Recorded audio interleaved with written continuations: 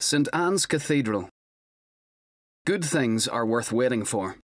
Over a century after its foundation stone was laid in 1899, the addition of the striking stainless steel Spire of Hope in June 2007 finally completed the construction of Belfast's Cathedral Church of St Anne. The original architect was Sir Thomas Drew, son of fiery preacher and Orange Order Grand Chaplain, the Reverend Thomas Drew. The cathedral is built on the site of the Church of St Anne, which was founded in 1776. In a remarkable feat of engineering, the old church remained in service while the nave of the cathedral was built around it. In December 1903, the last service was held in the old church, and in June the following year, the nave of the cathedral was consecrated. A mere 104 years later, the cathedral was finally completed. In fairness, it had always been intended to build the cathedral in sections, and although construction techniques improved, the interruption caused by 2 world wars and the effects of rampant inflation had a major impact on progress. The cathedral had a narrow escape during the terrifying Belfast Blitz in 1941, when German bombers destroyed many surrounding buildings.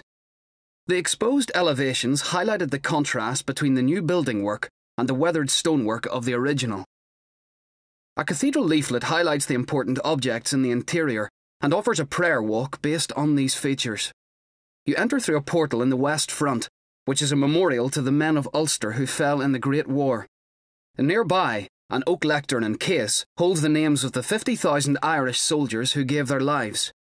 The figure of the soldier is by Maurice Harding, a sculptor who spent 12 years working in the cathedral. There are 12 pillars in the cathedral, and the capitals at the top of each pillar have been carved to represent different aspects of life, with particular reference to Belfast. The pillar devoted to science also commemorates the great 19th century scientist Lord Kelvin, who was born in Belfast, but spent his working life in the University of Glasgow. Another is devoted to womanhood, and honours the famous Ulster hymn writer Cecil Frances Alexander. She was the wife of Archbishop Alexander, and wrote many hymns such as "There is a Green Hill Far Away." In 1935, the famous Unionist leader Sir Edward Carson, who had led the campaign against Home Rule and was MP for Duncairn in North Belfast between 1918 and 1921, was interred here. He was given a state funeral, and by virtue of a special Act of Parliament he was buried in the south aisle of the cathedral. Carson is the only person to have been buried in the cathedral, and as his coffin was lowered into the tomb, soil from each of the 6 counties of Northern Ireland was scattered on it. You will notice the sculptures of Rosamund Prager from Hollywood, such as the children above the font in the baptistry, and the Respond of Justice at the east end of the North Arcade, showing Moses holding the 10 Commandments.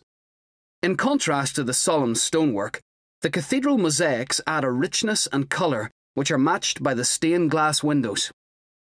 The mosaics represent 7 years' work by Sisters Gertrude and Margaret Martin. The roof of the baptistry is composed of 150,000 pieces of glass mosaic. St Patrick sails past the local mountains of Mourne at the entrance to the Chapel of the Holy Spirit, and 5 angels play and sing for us above the great west door as we take our leave. The modern stainless steel spire highlights and signposts the cathedral like some giant radio antenna linked to the Almighty.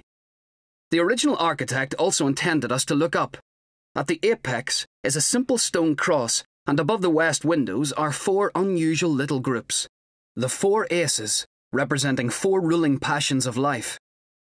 Industry is represented by a man with a spade, strife by 2 men fighting with clubs, hearts by lovers holding hands, and diamonds by a miser with his money bag and his foot on a diamond. Not a bad hand for a card game. Given the history of the cathedral, patience might be the most appropriate.